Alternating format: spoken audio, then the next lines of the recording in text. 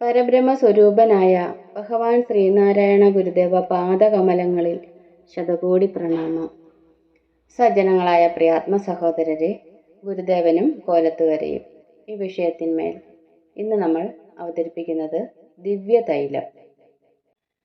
കണ്ണുചികിത്സ വിദഗ്ധനും ഒരു ഉത്തമ ഗുരുഭക്തനുമായിരുന്നു ചാനാൻ വിളകത്ത് കുടുംബത്തിലെ വലിയ കാരണവരുടെ മകൻ കൊച്ചുവൈദ്യർ. അദ്ദേഹം തൻ്റെ കർമ്മങ്ങൾ പൂർണ്ണ അർപ്പണബുദ്ധിയോടും തൃപ്പാദങ്ങളോടുള്ള അടിയുറച്ച വിശ്വാസത്തിലും ചെയ്തു പോന്നിരുന്നു. ഒരിക്കൽ കൊച്ചൻ വൈദ്യൻ തൻ്റെ വയലോലകളിൽ കാർഷിക വൃത്തിയിൽ ഏർപ്പെട്ടുകൊണ്ടിരിക്കുമ്പോൾ ഉടനെ തന്നെ കൊട്ടാരത്തിൽ എത്തണമെന്ന് ഒരു രാജകൽപ്പന വന്നു. അദ്ദേഹം ഏറെ ആശങ്കാകുലനായി ഉടനെ തന്നെ എത്തിക്കൊള്ളാമെന്ന് വൈദ്യർ അറിയിക്കുകയും ചെയ്തു. ആ സമയം സ്വാമി തൃപ്പാദങ്ങൾ കോലത്തുകരയിൽ ഉണ്ടെന്നറിഞ്ഞ കൊച്ചൻ വൈദ്യൻ ഗുരുസന്നിധിയിൽ ഓടിയെത്തി. അപ്പോൾ തൃപ്പാദങ്ങൾ ചാനാൻ വിളകത്ത് വൈദ്യരുടെ കുടുംബത്തിൽ വിശ്രമിക്കുകയായിരുന്നു. വൈദ്യരുടെ പരിഭ്രമം കണ്ടിട്ട് "എന്താ വൈദ്യരെ" എന്ന് തൃപ്പാദങ്ങൾ ആരാഞ്ഞു. ഉടൻ തന്നെ രാജകൊട്ടാരത്തിൽ ഹാജരാകാൻ അറിയിപ്പ് കിട്ടി സ്വാമി. തൃപ്പാദങ്ങൾ പുഞ്ചിരിച്ചുകൊണ്ട് "ഭയക്കേണ്ടതില്ല, എല്ലാം നല്ലതിനാണ്. പോകുമ്പോൾ കുറച്ച് എണ്ണ കൂടി കരുതിക്കോളൂ."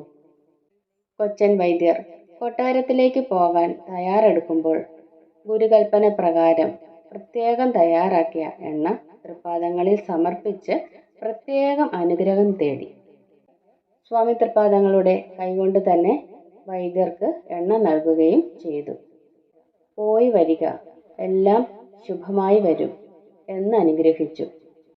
തൃപ്പാദങ്ങളുടെ അനുഗ്രഹവുമായി കൊട്ടാരത്തിലെത്തിയ വൈദ്യർക്ക് പ്രതീക്ഷിച്ചതിനേക്കാൾ വലിയ വരവേൽപ്പായിരുന്നു കിട്ടിയത്. രാജാവ് വൈദ്യരോടായി ഇങ്ങനെ കൽപ്പിച്ചു: "നമ്മുടെ മഹാറാണി 3 ദിനങ്ങളായി കണ്ണു തുറക്കുന്നില്ല. ഏറെ ചികിത്സകൾ ചെയ്തു നോക്കി, ഒന്നും ഫലം കണ്ടില്ല. ഇനി അങ്ങ് മാത്രമാണ് ഒരു പ്രതീക്ഷ."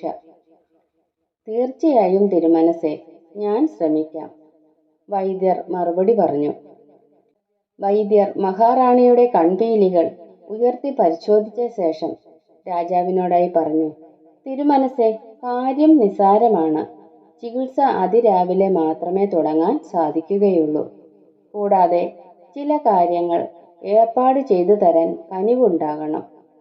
വൈദ്യരുടെ നിർദ്ദേശപ്രകാരം ചികിത്സയ്ക്ക് ആവശ്യമുള്ള സാധനങ്ങൾ രാജാവ് ഉടനെ എത്തിക്കുകയും അതിരാവിലെ തന്നെ ചികിത്സ തുടങ്ങുകയും ചെയ്തു. ചികിത്സയ്ക്ക് ശേഷം സ്വാമി തൃപ്പാദങ്ങൾ അനുഗ്രഹിച്ചു കൊണ്ടുവന്ന എണ്ണ റാണിയുടെ തലയിൽ നല്ല പോലെ തേച്ചു പിടിപ്പിച്ചിട്ട് സ്നാനം ചെയ്തു വരാൻ പറഞ്ഞു. എണ്ണ തേച്ച് സ്നാനാദികൾക്ക് ശേഷം അത്ഭുതമെന്ന് പറയട്ടെ, റാണി കണ്ണു തുറന്നു. റാണിയുടെ അസുഖം നിശേഷം മാറി. ഇതിൽ സന്തുഷ്ടനായ രാജാവ് പാരിതോഷികങ്ങൾക്കു പുറമെ ദന്തത്തിൽ തീർത്ത ഒരു വടിയും വൈദ്യർക്ക് സമ്മാനമായി നൽകി. കൊച്ചൻ വൈദ്യർ ഈ വടി തൻ്റെ സകല ഐശ്വര്യങ്ങൾക്കും കാരണഭൂതനായ സ്വാമി തൃപ്പാദങ്ങൾക്ക് നൽകി. സ്വാമികൾ വടി വാങ്ങിയിട്ട് "കൊള്ളാമല്ലോ" എന്ന് കൽപ്പിച്ച വടി തറയിൽ ഊന്നിയ ശേഷം അത് വൈദ്യർക്ക് തന്നെ തിരികെ നൽകിക്കൊണ്ട് "ഇത് വൈദ്യർക്ക് തന്നെ ഇരുന്നോട്ടെ" എന്ന് കൽപ്പിച്ചു.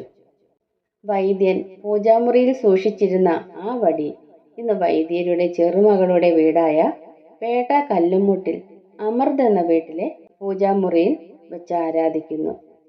ഗുരുദേവാനുഗ്രഹം തലമുറകളായി ഇന്നും ആ കുടുംബത്തിൽ നിറഞ്ഞു നിൽക്കുന്നു. നാം നമ്മുടെ കർമ്മങ്ങൾ ചെയ്യുമ്പോൾ അതിൽ ഉയർച്ചയും താഴ്ചയും വരും. അതിൽ നാം അഹങ്കരിക്കുകയോ ദുഃഖിക്കുകയോ അരുത്. നമ്മിൽ വർത്തിക്കുന്ന ആ ശക്തിയെ, ആ പരമാത്മാവിനെ സ്മരിക്കുക. ഒരു ഭക്തൻ തനിക്ക് കിട്ടുന്ന എല്ലാം ഭഗവാന് സമർപ്പിക്കുന്നു.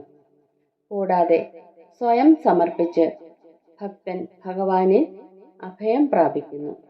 എല്ലാം ഭഗവാനിൽ സമർപ്പിച്ചു കഴിഞ്ഞാൽ പിന്നീട് കിട്ടുന്നതെല്ലാം ഭഗവാന്റെ പ്രസാദമായി കണക്കാക്കി തൻ്റെ കർമ്മങ്ങളിൽ ആരാണോ താതാത്മ്യപ്പെടുന്നത് ആ കർമ്മങ്ങൾ ശ്രേഷ്ഠ കർമ്മങ്ങളാകുന്നു.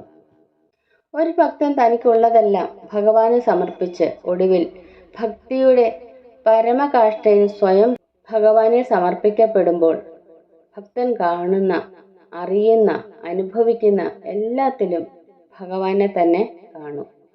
ഒടുവിൽ ഈ സർവപ്രപഞ്ചമായിട്ടുള്ളതും ഈ ഞാനായിട്ടുള്ളതും ഭഗവാന്റെ കരുണയാണെന്നും ഭഗവാൻ തന്നെയാണെന്നും ഭഗവാൻ അല്ലാതെ മറ്റൊന്നുമില്ലെന്നും എന്നും മനസ്സിലാക്കണം. അങ്ങനെ ഭക്തനും ഭഗവാനും ഒന്നാകുന്ന അദ്വൈതാവസ്ഥയിൽ എത്തിച്ചേരുന്നു. സജ്ജനങ്ങളായ പ്രിയാത്മ സഹോദരരെ, ഇന്നത്തെ അവതരണം ഇവിടെ പൂർണ്ണമാവുകയാണ്. അടുത്ത ദിവസം മറ്റൊരു വിഷയവുമായി നമുക്ക് കണ്ടുമുട്ടാം. ഗുരുവും ശ്രീനാരായണ ധർമ്മം വിജയിക്കട്ടെ. ഓം.